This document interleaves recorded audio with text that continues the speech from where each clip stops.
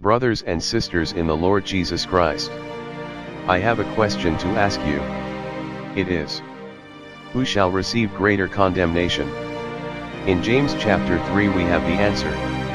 My brethren, be not many masters, knowing that we shall receive the greater condemnation. The Bible teachers are the ones that have the greatest responsibility. Why?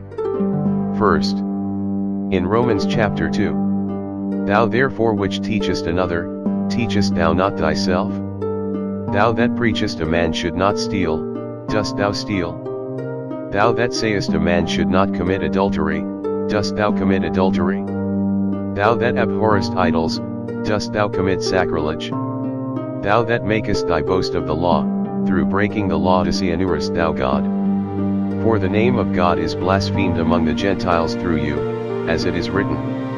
It is normal for an unbeliever to sin, but if someone who claims to be a believer sins, it raises a flag. However, if they teach and do what they tell you not to do, God is mocked. It is not just the person who is mocked but God as well.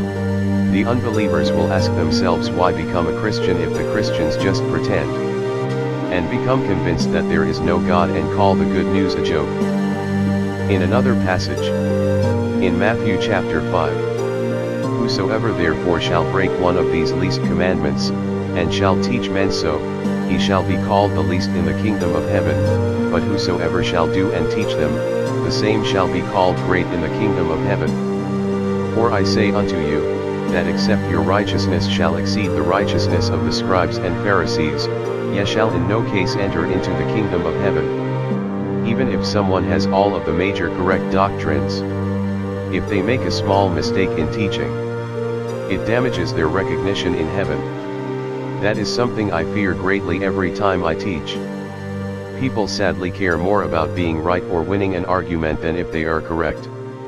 I strive for the truth and pray that I do not fall in error.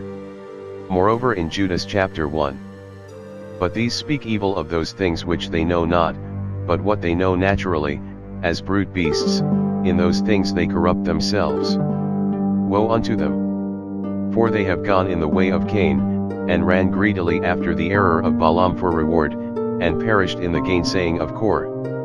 These are spots in your feasts of charity, when they feast with you, feeding themselves without fear, clouds they are without water, carried about of winds, trees whose fruit withereth, without fruit, twice dead, plucked up by the roots. Raging waves of the sea, foaming out their own shame, wandering stars, to whom is reserved the blackness of darkness forever. Unfortunately, there are so many false teachers and prophets now. The promise of fame and money has created a surge of so-called truthers or online ministers. The worst ones are the ones that see it as a job or a method to generate income. They say anything for attention, and I mean anything, to get more views. They give weak or perverse teachings and steal teachings from another person without even checking if the teaching is biblical. The blackness of darkness is reserved for them. In Luke chapter 6, and he spake a parable unto them, can the blind lead the blind? Shall they not both fall into the ditch? The disciple is not above his master, but every one that is perfect shall be as his master. And why beholdest thou the mote that is in thy brother's eye, but perceivest not the beam that is in thine own eye? There are blind teachers who lead people astray. There are also teachers who commit minor mistakes. There is a proper method to deal with them, but the question you should ask yourself is, are you blinder than them? Are the people you criticize more correct than you are? Sadly, so many people have become biblical teachers, without knowing that they should be one of the last people to instruct others. Finally, in Matthew chapter 23, but woe unto you, scribes and Pharisees, hypocrites!